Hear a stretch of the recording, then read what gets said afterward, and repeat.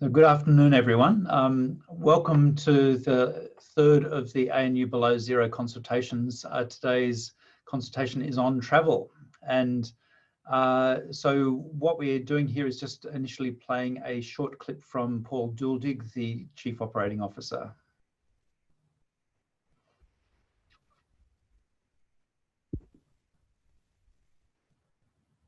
Hi, I'm Paul Duldig, Chief Operating Officer at the Australian National University. I'd like to welcome you to the ANU Below Zero consultation. Firstly, I'd like to acknowledge and pay my respects to the traditional owners of the land where I am today, the Wurundjeri people of the Kulin Nations.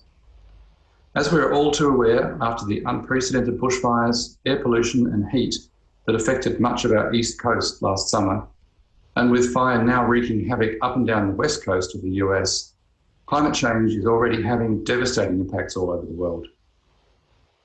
As a world leader in many areas of climate and energy research, ANU hosts over 450 climate and energy researchers and runs over 130 climate and energy-related courses across the university. Our research and education programs are leading the way in developing solutions to the challenges that climate change presents. As the national university, ANU has also a responsibility to lead the nation in line with the world's best practice on greenhouse gas emissions reduction. However, at the moment, ANU activities are contributing to climate change through the direct and indirect emission of significant quantities of greenhouse gases. Further to this, simply reducing our emissions to net zero is no longer enough to maintain a safe and stable climate. To keep global temperature rises to well below 2 degrees Celsius, and if possible to 1.5 degrees Celsius, we'll also need to draw down and store or use greenhouse gases. In February, the ANU Council passed a resolution recognising the urgency of action required to address climate change. They also committed us to reducing the university's greenhouse gas footprint to below zero through its own operations. The resulting ANU Below Zero initiative is a vital strategic priority for ANU. It is a strong demonstration of our integrity, our emphasis on societal transformation, and our commitment to excellence in everything we do. With the university's extremely difficult financial situation, this consultation process is taking place at a very challenging time. Despite the stress that ANU is under, I'm proud that we are not shying away from developing this initiative. After all, we'll be dealing with the impacts of climate change long after COVID has passed. But there's no doubt that COVID-19 and our financial situation makes the operating environment for this initiative more difficult. Transitioning the university to below zero emissions is no small task. We'll need to look at every aspect of the way that we operate. We'll need to reconsider everything from how we integrate greenhouse gas implications into our decision-making, to how we use energy, how we travel, what we buy, and what we eat. That's why I'm calling on all of you to engage with this vital mission. Here at ANU, we have an incredible brains trust. I encourage all of you to contribute your ideas based on your personal perspectives, as well as your research and professional expertise, to help us transition to become a below zero emissions university as rapidly as possible. I look forward to your contributions soon. Thank you.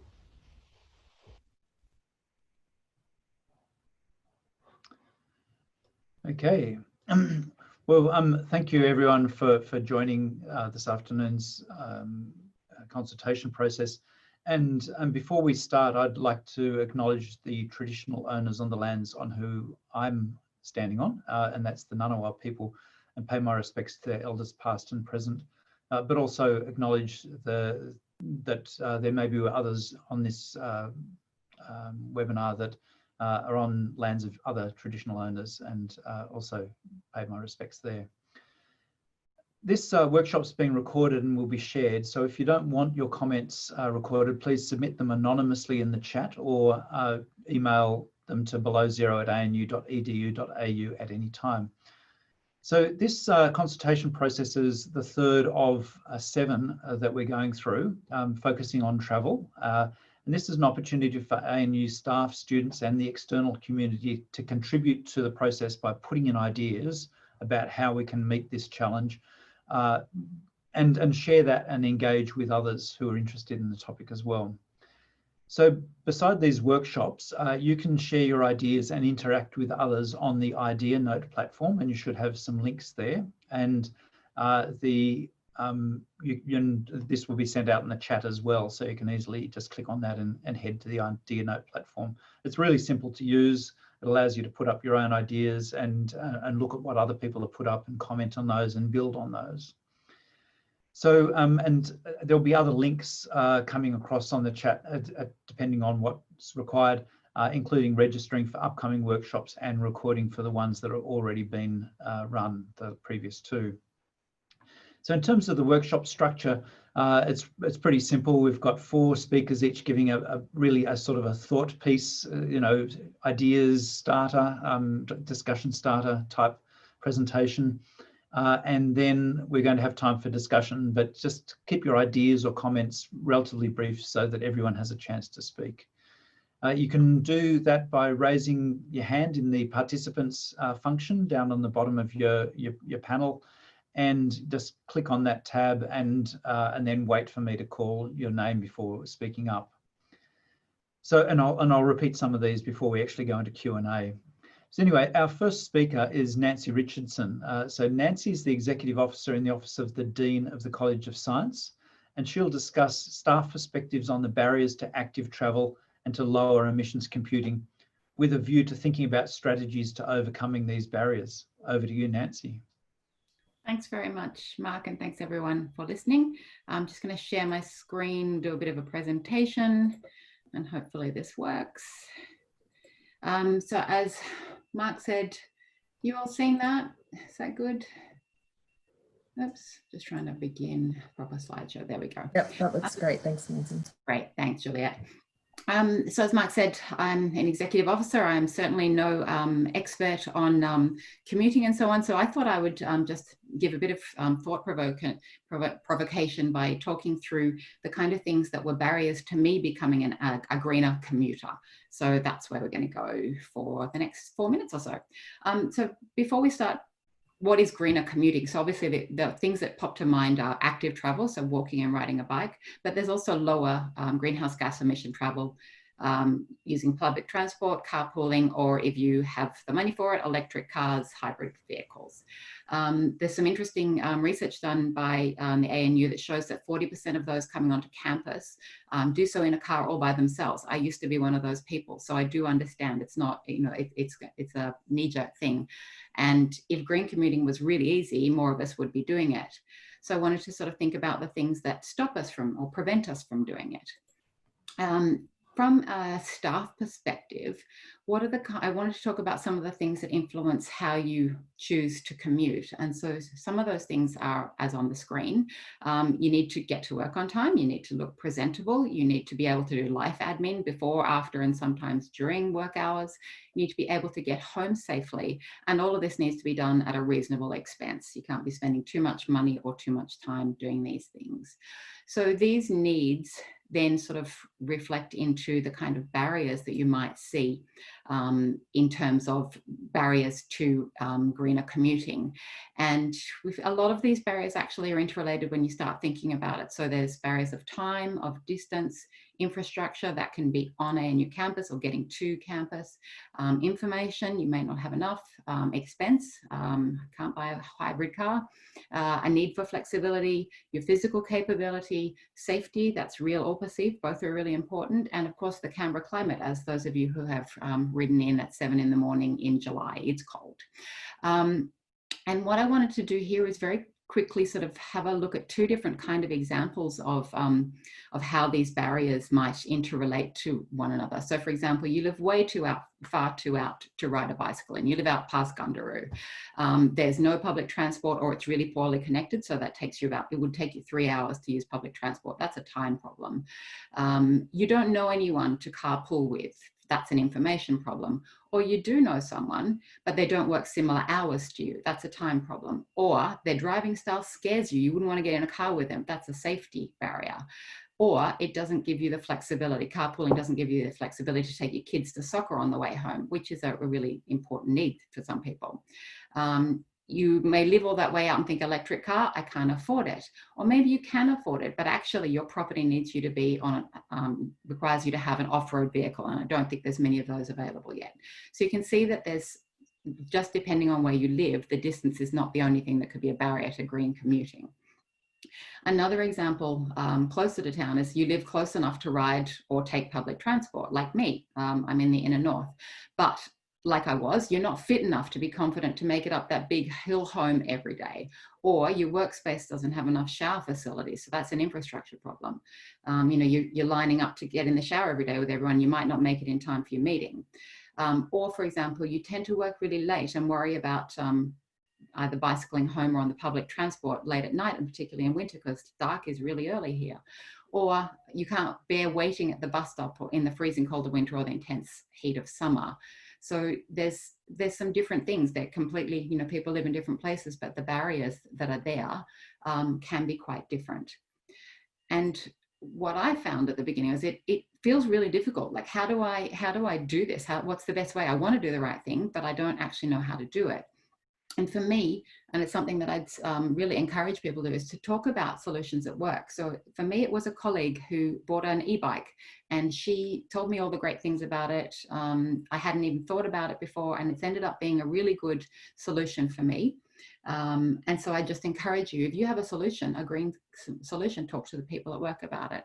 And the other thing is that I'm really hoping that from this session today and all the ideas that come in through Idea Note, maybe we can build a resource that people can go through to help them find options that work for them. So that's hopefully a thought starter for you all, and I will stop there now. Stop my share. Fantastic, Nancy. That was a really great start, and I loved the thoroughness of how you teased apart the various threads there. And I'm somewhat intrigued by what your solution was in the end. It sounded like it was an e-bike. Yes, it was. Yeah. Okay, so next up we've got Caitlyn. So Caitlyn's an undergrad student here at ANU. She's been really well engaged on climate change sort of issues, and is actually on the Below Zero Advisory Committee as well. So Caitlyn's going to give her perspective on reducing emissions from transport to and from ANU, including ideas for incentivising public transport and active travel. Over to you, Caitlyn. Fantastic. Thank you so much, Mark and Nancy. Just confirming everyone can hear me? Yep.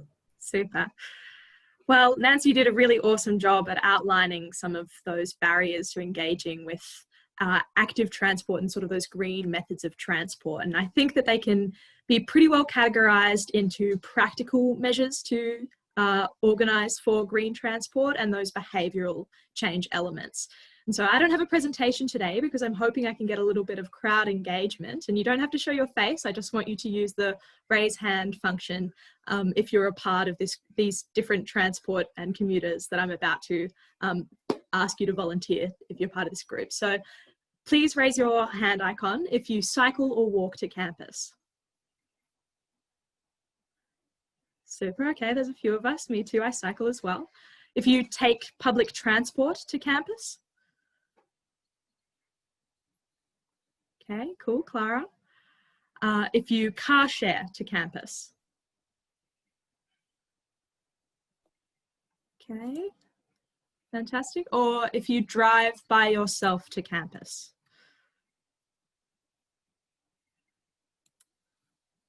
All right, well, I can definitely tell that I have a bit of a biased sample size here because that's definitely different than the last transport survey that happened on campus. There are a lot more cyclists in this group here. So of those people who do drive by themselves, would you be willing to take a low carbon alternative if it was both cost and time effective? So raise your icon if you would be willing to take that alternative to driving, if there was one available to you. Oh, I can't figure out how to raise my hand, but I think I was the only person that said I drove to work, and I would. Oh, fantastically. Thank you so much. So the overwhelming story that I hear when talking to friends and peers about how they commute to campus is that for students, they were either fortunate enough to be able to afford the exorbitant rent in the inner north, so that they are within walking or cycling distance, or they don't even have the option of public or transport as the alternative if they are still living at home or if they live in one of the outer suburbs. It's something that is not considered by many Canberran students that I'm aware of as an option. I've had a few friends that have tried to engage with the public transport network, and they have found that either it doesn't allow them the flexibility to be able to make it to work on time after their classes, or that they might miss classes altogether if the bus is late or doesn't turn up at all, as is common with the Canberra transport network, or that simply their commute time is doubled by the way that the bus timetable is structured. So they see taking a car as the only option available to them. And so I think from sort of these anecdotes that I've sort of seen and this survey that was a bit biased here in this chat, that it's more so the practical rather than the behavioural change that we should be targeting, from my perspective anyway, and from a lot of students' perspective, in engaging with green transport to campus. So this is actually part of one of the principles, principle number 3 of the Acton Campus Master Plan, that the campus will have a pedestrian and bicycle-oriented green heart where access by private vehicles is restricted. And so one of the main aspects of this, the reliance on private vehicles being reduced, seems to be at odds with the way that many people do find themselves commuting to campus. And this is somewhat addressed in the master plan in Principle 3.4, which proposes to enhance the shuttle bus service around campus and to public transport points on campus. But realistically, this only addresses the challenges of moving around campus and not getting to and from campus, where not only is that the greatest challenge, but that's also where we see the greatest emissions, is from that commute.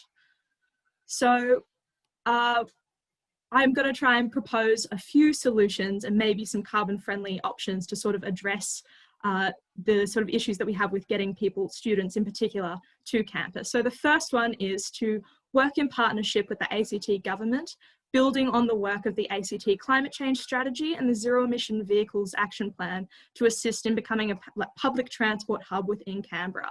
With some 24,000 students at the ANU, this is a key cluster of potential public transport users that would be within the interest of the ACT government to engage in with the ANU to perhaps reinstate some of the bus networks and routes that have been revised in previous years' public transport networks. And there's particularly been a few bus routes that have been removed from the ANU that I think would be useful to reinstate to help people to get back to campus. So having those discussions with the ACT government is really important.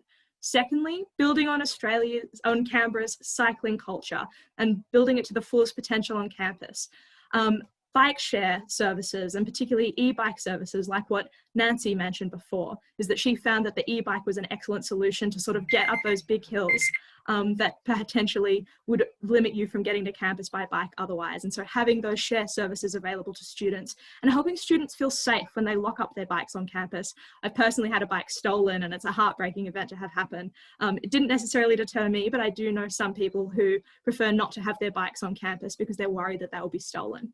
And so my third idea is that unfortunately in the interim, cars are still going to be a part of the picture for transport on campus. So we need to minimise their use and those emissions where we can. This can be done through, firstly, a car share culture, making sort of an app available to students to see if there are other students in their area whom they could car share with. And for these students, offering subsidised or free parking so that they're able to more easily access that. I'm not sure how many students this would benefit, but perhaps having free parking on campus for EV, I'm sure that Brian Schmidt would get around that. And also, as we've seen during COVID, students do not necessarily need to commute for a 1-hour lecture on campus, because whether you're on campus for 8 hours or for 1, those emissions are the same to and from. So I think taking that behavioural change of making it acceptable to do lectures from a remote location should be something that is carried into the post-COVID era. Thanks. Thanks, Caitlyn. And next we've got Anne Napier from the ACT Government ACT Government. She's the active travel coordinator there. And so Anne will discuss some ideas that organisations can put in place to help incentivise active travel, such as incentives, services on campus, culture and resources in interventions. And away you go, Anne.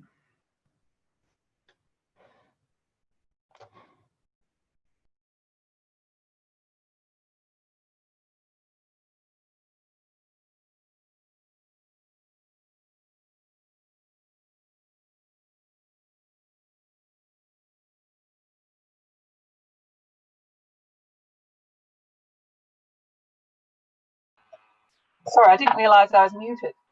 Okay, so I need to share my screen. Where are we?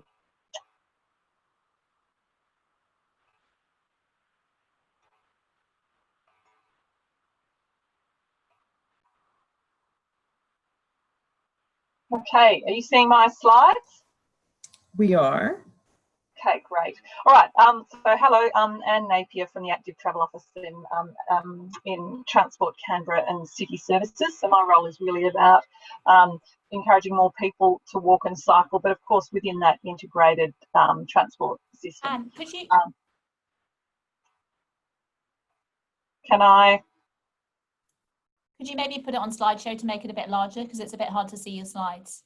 Oh, sorry, it's in the realm. It's in the It's given me the display setting. But yeah, sorry. Thank you.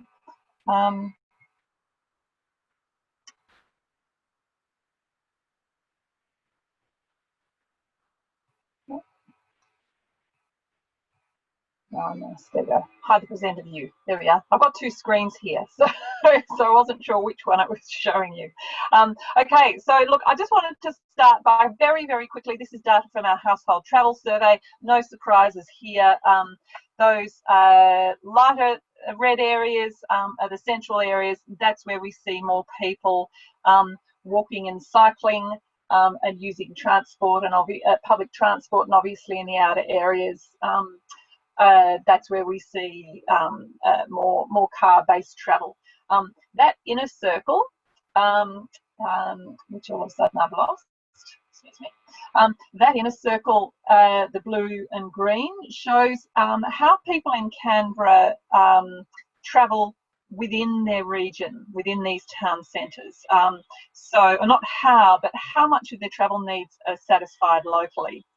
So in Belconnen, you can see that half of trip needs are satisfied locally, but in Gungahlin, people really have to travel outside of their area to get what they need.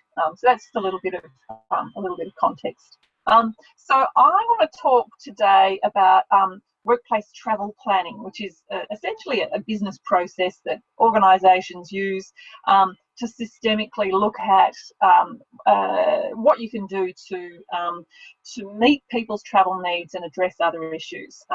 So in that context, usually we do workplace travel planning first and foremost to meet people's need to travel, but also including that need not to travel, and where we want to alter that demand. And there are very good reasons to do that for work-life balance, to meet those needs based on actual needs, not necessarily, as we often do, providing parking to our senior people, and but people who have genuine accessibility needs, where we have to provide for individual car-based travel.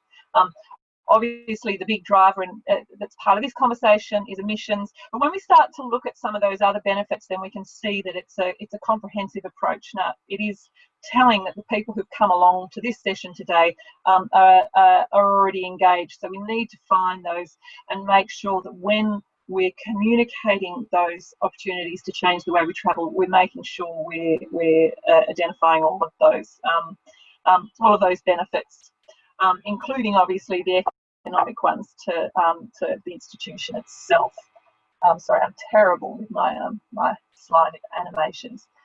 So in workplace travel planning, it's a business planning process. I'm not going to go through the whole thing, but those circles there's a couple of stages that I'm going to focus on, and that's that scoping stage, so that you really lay down bed down that the conditions for success. I've been hearing people talking about a staff survey. I apologise, I haven't seen the results of that one, so I won't be commenting on that. Looking at the resources that are already available within the institution, and obviously I think this stage that we're in at the moment is a bit of that co-design stage, and then obviously the rest of it's just business, the regular business process. So that first stage about scoping, it's about being really clear about what the purpose is for the exercise. And this is, I think ANU is streets ahead. This is the sort of information that I would ordinarily give to an organisation that's still at the very early stages of its workplace travel planning process. But this notion of recruiting champions from across the campus, and that's champions within your corporate services area, it's within the faculties, it's all of those people who will drive that plan, as well as those people who will be those role models and mentors that I think was Caitlyn who spoke about before. So that notion that you really need to make sure somebody's responsible for this process. You know, a working group with somebody who is the coordinator of the plan, and obviously there needs to be a business case and make sure there's management support, which I think is already here. And then identify resources to deliver it, because there will be costs, and certainly ANU's in a situation where it's going to have to be a bit creative. I appreciate very different circumstances than we would have expected to see at the end of last year. So that site audit, that working out what you've already got, what's already there. I had a bit of a nose around at some of your maps and some of the information that's there for staff, students and visitors, and it's really, really excellent. But looking at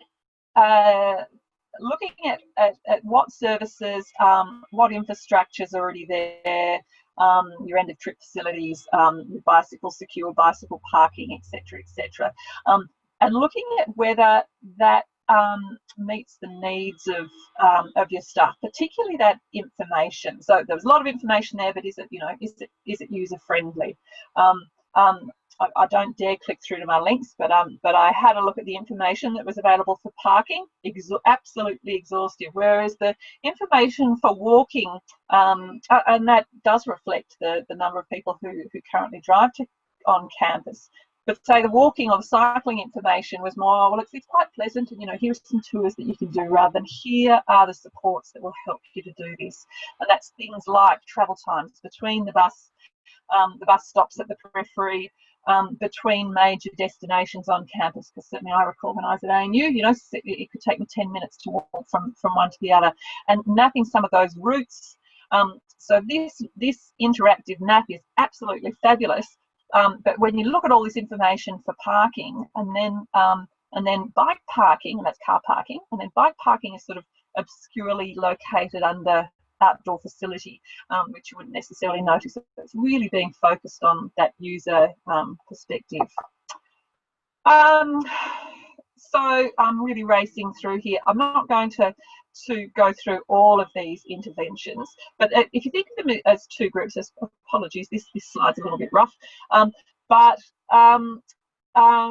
I wanted to look at the interventions, and I quickly deleted a couple of slides, but interventions that could be made by ANU, by staff and students and other stakeholders, and of course the ACT government. And in setting up that workplace travel planning process, the ANU provides that governance and coordination support so that others can contribute, and this will become clear as I go through it. But obviously that recruiting the champions, doing that auditing, building that infrastructure to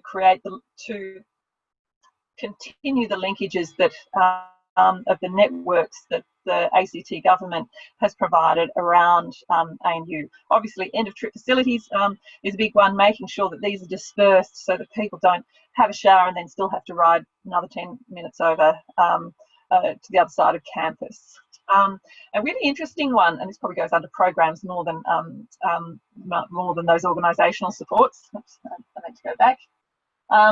Is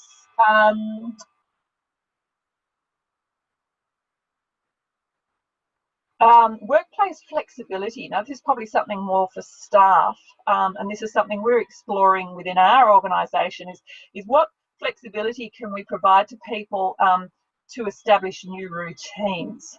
So that might be a little bit of extra time that they can use for a couple of weeks to see what routines they need to make that change.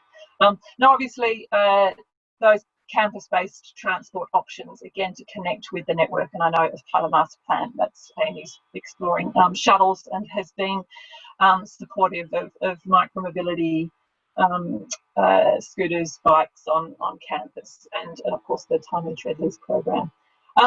So then usually when we're looking at employer-based workplace travel plans, we think about the programs that employers can provide, whether that's transport planning advice, that's timely with, you know, the new year or new student intakes at the beginning of each semester.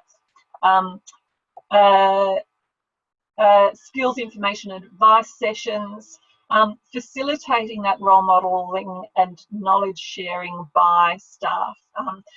I'll talk about that a little bit more in a moment. And providing incentives for staff. This is probably the most costly thing, and that might mean in other circumstances. I appreciate it's probably a bit more sensitive now, but incentives and in the form of public transport vouchers or emergency taxi vouchers, so people can feel safe that if they get stuck at work in the dark and they don't feel safe, they can access those vouchers. Yep. If you could finish up now, because we've got one more speaker. Yep. Yeah. Okay. And then, of course, those encouragement activities and demonstration days, and essentially just the institution supporting. If we look down here for individuals to provide those services. Certainly, when we run panel information sessions, people really love to hear the stories about what works for people. So what people are already doing. So it's those conversations about how you work out how to, what clothes you wear, how to plan your trip, what bike you chose, and that's really one-on-one. So it's creating that environment where people, that culture where people who already do cycle and walk and use public transport, what are their cheats, etc. And it's really about normalising it, so it's not seen as an alternative way of travelling. That it is normal, and maybe it is normal to take a bit more time, to be a bit dishevelled, to be coming in with your trousers tucked into your sock. You know, maybe that stuff is that is normal, and that is normal transport, not something unusual. And of course, you know, I haven't left much time to talk about what we can do as government. We provide networks that connect to the campus. We provide integrated options where people can combine active travel and public transport, or active travel and driving, and information on route finding and maps and so on. Apologies, that was a bit of a rush through, but we'll get to talk about all of this in a moment.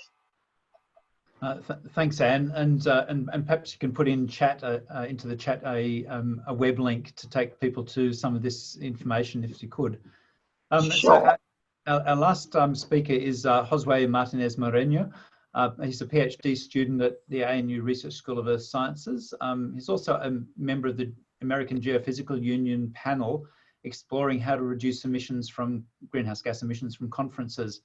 He'll discuss some of the ideas they've been covering and you know, suggesting ways of having a cake and eating it too. Thank you. I hope you can see my presentation. Is it good? Cool. So yeah, thanks, Mark. So yeah, I've been really lucky to be able to participate in some discussion panels on how to reduce emissions, particularly from the conference organization side of view. So just to put a bit of perspective, in 2019, ANU published the total greenhouse emissions, and 22% of that is only associated with air travel, business travel, and travel to conferences. So it's a big chunk of what ANU actually emits every year. So I would like to give an example. In this case, this is one of the conferences that AGU, this American Geophysical Union, organizes. And this particular example is for 2019. For this conference, which was organized in San Francisco, 28,000 participants committed to it. And in total, there was around 80,000 tons of CO2 emitted, just associated with travel. And just to put that in perspective, the air travel distance was around 200 million, well, almost 300 million kilometers. So that's almost 2 times the distance between here and the sun. And unfortunately, and I will get to this, Australia particularly is one of the most responsible places to actually travel to conference, as most of them are in the US or Europe. So around 40% of the emissions for this particular conference was emitted from people that came from Australia, New Zealand, and India, and others. So we have a big responsibility on how do we decide to commit, or how do we decide to attend conferences. So there has been a bunch of ideas on how can we reimagine conferences. And this is more from how do we organize them, and how can we move to a more sustainable and inclusive conference. So some of them has been finding the optimal location for conferences. So for example, in this plot, I'm comparing to the emissions of this AGU 2019. Well, I'm not, basically that reference there is. And for example, if we look for more central location in the US, in which, for example, Chicago, there will be a 12% reduction, and that's mostly because the airtime will be much smaller than what normally would be. If somehow we incentivize virtual attendance up to 70%, that will translate to a 40%, almost 40% reduction of emissions. And there's some other ideas as having biannual conferences, which kind of, it's a mix of having conference every 2 years, and perhaps also having years that you have a virtual conference instead of an in-person conference. So in that case, we could reduce up to 50% of the emissions. And there's this other really interesting idea, which is a pre-hub model. This pre-hub model basically looks for optimal locations around the globe in which you can have simultaneous conference at the same time. So in that case, for example, if there was to be organized in Chicago, Tokyo, and Paris with a 5% virtual attendance, then that would be almost a reduction of 79% of the current emissions for this particular conference. Clearly, if we go to a fully virtual conference, there will be no travel. So that would be perhaps the optimal for some people, but there's some other really important issues in terms of how do ECRs and how do people interact, and how do we make connections as scientists. So at the end, I guess the best solution is a combination and trying to embrace all these ideas. Also, there has to be some other crucial changes in order to fully reduce or try to incentivize the reduction of carbon emissions. Some of these include, for example, paying or embracing the idea of carbon offsets. Also having places in the university which allow people to participate in conferences and interact with other people that might be going from that university to that particular conference. Also, embracing this idea of global and local hubs, particularly when I say local hubs, is having locations in Australia in which you can have a conference center that might facilitate switching to a different time zone when you are catheter, and you don't have to worry about much things, and you have, your time in that place will be only to be in a conference, and you won't have any other responsibility, and I will go a bit more into that. Clearly, all of these things have to happen in partnership with universities. In this case, it's really exciting that ANU is looking into how to improve these things. So some of the action points that we can currently take as a community is the support and fund of conference that care about carbon emissions. Also, start quantifying how like the academic output in low carbon and open access research. Also, encourage the university and academics to encourage the attendance to virtual conferences. And that goes from all scales, and we have to embrace it as a community, from senior academics all the way to undergrads clearly, there has to be a reallocation of funding from travel and accommodation costs to virtual hosting. And there were some ideas in, I forgot the name of the website, but in these ideas that we are putting together, there's some ideas of building a hotel or a space in which we can actually just focus and go to conferences. And another really important thing is to provide leave for virtual conference, because otherwise people might be expected to perform in a conference, but also perform as an academic. And that's it. So. Thanks, Josue. And there was some really good ideas in there as well. So now we want to open the floor up for discussion. We're running a little bit late, apologies. So just as I mentioned before, if you want to speak, raise your hand in the participants tab. Otherwise, put a request into the chat and Juliet and Lamise will keep track of that. Keep your ideas and comments short so that everyone has a chance, and try to improve on ideas instead of critiquing them. So build on things rather than knock them down. So if we've got, I think the first person up is Libby Robin. Thanks very much, Mark, and thank you for the presenters for very interesting talks. I've been having a little bit of quiet chat on the side with other people present. Not all of us can get to Canberra at the moment. So all the stuff about getting an e-bike to campus is terrific, but I'm a researcher. I have lots of international colleagues and lots of international collaborations. I'm a visiting professor in Nordic countries in a couple of places. So my main anxiety is about having to use carbon, but using it more wisely. And I'm really interested in maybe getting away from very big conferences to smaller workshops, focused workshops, and thinking about how we can accommodate people on campus when they come from faraway places, maybe for more than just 3 days of the conference, but for maybe a month or six. The comment was made about 1 hour lecture is the same amount of emissions as all day. Well, I think we should stretch the same idea with conferences, and we should be thinking about how we can accommodate people to work with us for a month rather than to come for a 3-day conference or do a keynote, which they've given somewhere else anyway, and they're not really part of the whole thing. We need to build our partnerships and perhaps go smaller in order to use our emissions more wisely. And I've made some suggestions on the idea note sheet about looking at the campus accommodation that we have and trying to sort of, I guess, stretch University House and what it can do when it's finally open again. It's closed for renovations at the moment.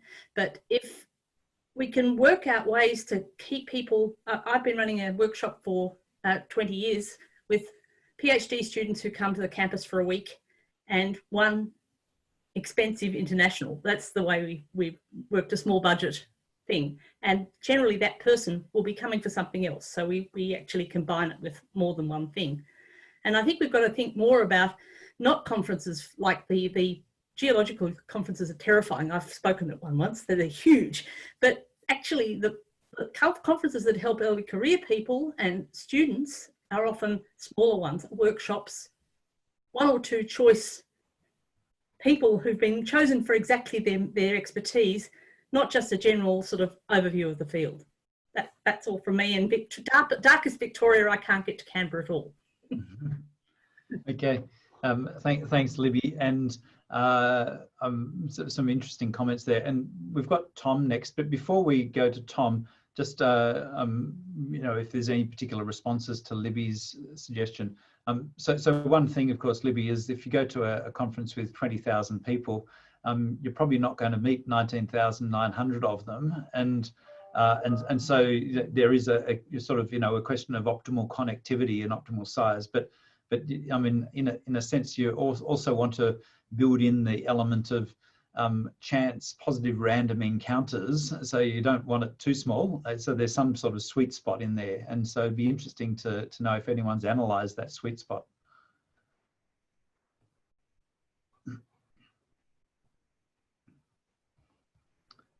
So no other comments in relation to what Libby raised?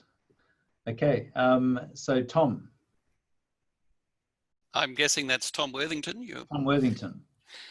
Yes, I'm one of those people who's sitting only a kilometre from the campus, but I still haven't moved back into my office at the moment. A couple of things. One is I, for years, have been working out how to teach mostly online.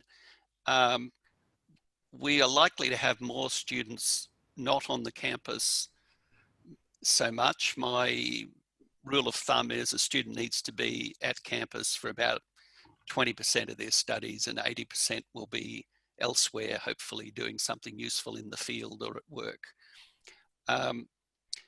In those circumstances, it means we can make use of the facilities on campus more intensively. Perhaps students come for a week or a fortnight for a block of study. And the same thing as mentioned for visitors. And University House originally was for that mode where we would have visitors to campus. One thing I do already routinely when I'm going overseas to a conference is I will go for a week. I will try and stop en route, because if an aircraft travels a shorter distance and refuels, it uses less fuel overall. And I use specialized web search engines to locate stopover points for my travel, which happen to have international conferences or people I can visit on the way, and therefore make much better use of all that fuel I'm consuming, and a bit of train travel when I get there. The difficulty is incentives. We will need better search tools so people can discover where they might go and who they might visit, and a more efficient way to travel. Some incentive to allow them, if it costs a little bit more or a little flexibility, to have a holiday on the way, I would suggest would be useful. But the main message, I guess, is I'm in the IT area, and there are plenty of tools and scope for us building new tools using our IT students to do some of these things in an energy efficient and maybe even cost effective way. That was about all. Thank you. Thanks, Tom. And like, I agree that there's plenty of scope for information to inform decisions. So for example, just choice of aeroplane can save up to a quarter or even up to a third of greenhouse gas emissions by choosing a modern plane versus an older one. So there's lots of things that can happen there. We've got, I think, Cassell, you wanted to follow up on that conference idea. Yeah, thanks, Mark. Yeah, well, like, there is really good virtual conferencing things that allow you to randomly run into people. I used one called Hopin a few months ago, and like the random run-ins of people were actually better than in-person run-ins. So like when you've got 20,000 people, I reckon make those ones virtual and only do. And if you're going to have a 100-person conference, then they can be in. Then ANU. So ANU supports going in person to conferences that are smaller than 200, and anything larger, it supports virtual access to them. Thanks, Cassell. Next, we've also got Chalaka. Yeah, thanks all speakers. Quite important stuff. Thanks for sharing. So I'm a PhD student in KEX. My PhD research thesis is about shared mobility. I'm doing a dynamic life cycle assessment on shared mobility. So quite interesting sharing for me. My first comment actually, before jumping to shared mobility, I think aligned with Mark's comment from previous workshop. So since ANU below zero, we are aiming at the moment scope 1 and 2. I think most important is the fleet in ANU owned by. So I think majority of the cars and whatever vehicles owned by ANU are driven, they are internal combustion engine vehicles. So if we can electrify, that's certainly a way that we can reduce. Plus the other component of a vehicle, carbon footprint out of a vehicle is leased vehicles. So I think we have an agreement with the car share company from ANU. That's Go Get Cars, I think. So it's actually, we have to consider as a leased vehicle for us. So if we can ask them to electrify their cars, so at the point that we are going to report or record our monitoring on carbon footprint will give some benefit for us. Second comment, quickly. Shared mobility, actually, literature says, depends on 4 things: cost, convenience, eco-centricity, and the pride. So I think the previous speakers, they mentioned all, so I'm not going to repeat the same. But more importantly, if we are promoting carpooling for the 40% that the previous speaker mentioned, I think one important thing is how we can assure a return trip. Because literature says 70% of the people, they get rid of carpooling because they don't have the assured return trip. So if we can go for a carpooling app, aiming ANU, maybe not for reporting, but for providing good practices, I think it will be quite interesting. And we can make people pride by using it as well. So that's a human sensitivity aspect. Thank you. Thanks, Chalaka. It's very helpful. So Aaron Mitson. Thanks, Mark. Jose, I'd like to build off your presentation because I agree with a lot of what you said. So I think ANU has a good opportunity to use things like their partnership with the International Alliance of Research Universities to work together, especially when conferences are together. Obviously, there'll be some flights that are necessary and require offsetting or some other method. I'm really interested at the moment in how we can translate the skills everybody's been building in teleconferencing, but in their home, to on campus, because it'll be quite different in the workplace, I think. So how to research, consult, invest in technology training or whatever else is needed at the faculty level, perhaps, to translate that.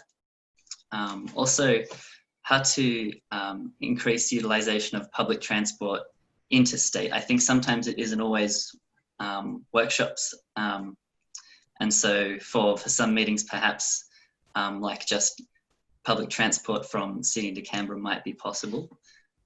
And the last one was about at what level we can report on air travel emissions at ANU, and perhaps a sort of faculty level where decisions are made, to my understanding, might be useful.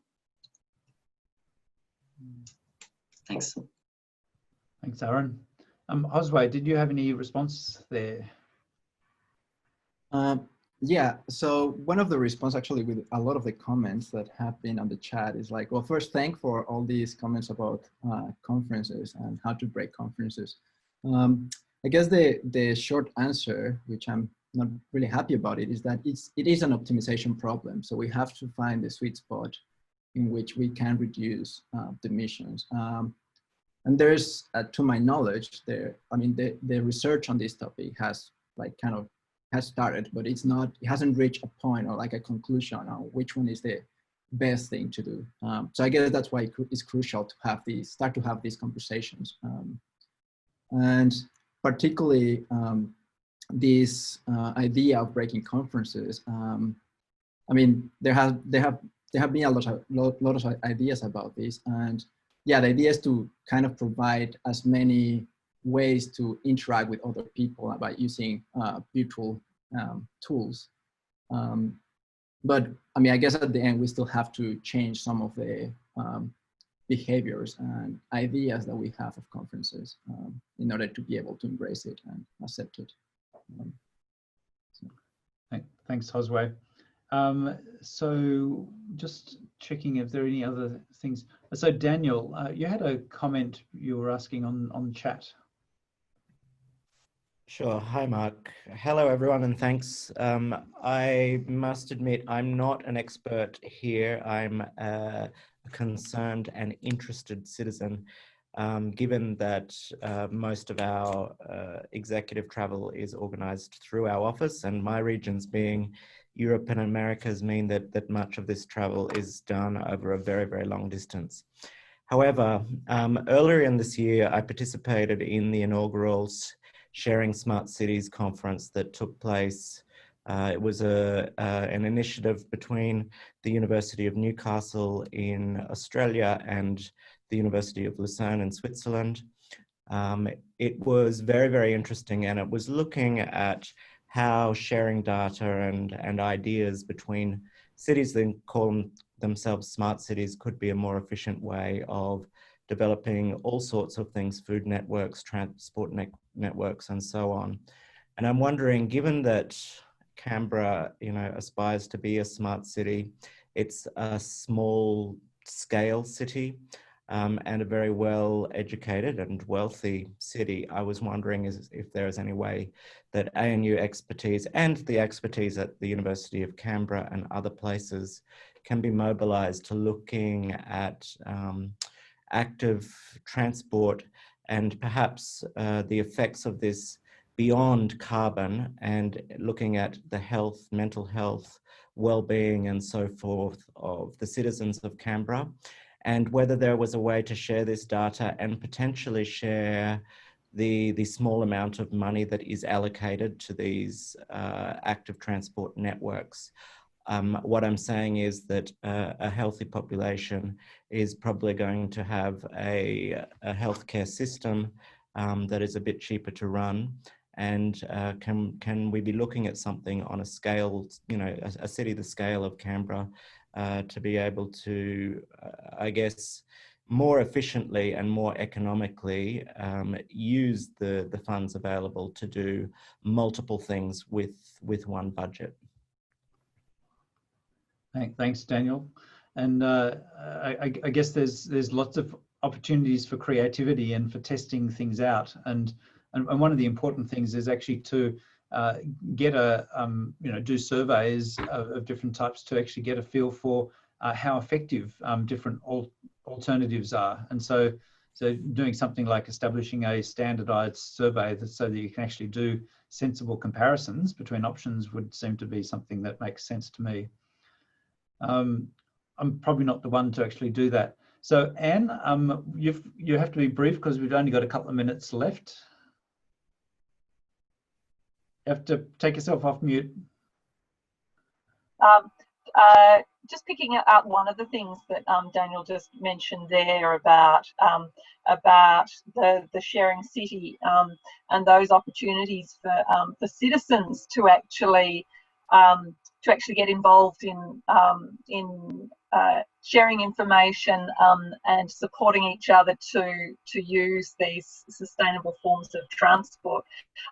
There are networks emerging, the mutual aid networks, the mingle networks in the new suburbs. Through our Slower Streets initiative, we had community members who were keen to form networks to come up with solutions at that very local level. So it seems that there's a lot of community enthusiasm for it, but maybe that's a challenge for us as ACT government about how we facilitate that. And I think the mingle network probably is a good example of that. Thanks, Anne, and of course we're looking for great things. Whoever takes government, after middle of October, and hopefully we've got a far-sighted one who wants to carry through the the sort of images and visions of a smart city that we've just been talking about. Now I might just close it off unless someone's got a really urgent short point to make. I mean, Phil, you've said something in all previous consultations. Do you want to just say anything briefly here? It's kind of. You've gone off. Oh, sorry. Yeah, no. This isn't my wheelhouse. So I'm here more to learn today than to offer my advice. Okay. Well, thanks for that. Okay. Well, we'll call it to a close then. But firstly, I'd just like to thank all of our 4 speakers for doing a great job there, and remind everyone that we've actually got 5 more workshops still. Is it 5 or 4 more workshops going in this series, and so it'd be good to see you there. Please continue to share your ideas on Idea Note. Just noting that we've apparently got a small sign-on problem at the moment, which we're just sorting out, and apparently if you just sort of re-sign on, you might be able to solve that, but we'll get that today Microsoft has been a little bit dicky, and so so there might be something to do with that as well. And you know, there's links to Idea Note and other workshops in the chat window. So just click on those, get them before they disappear. And I would just lastly like to thank you know, Claire, Juliet and Lamis for organising this, and for all of you and participating, and look forward to seeing you at the next consultations. Thank you.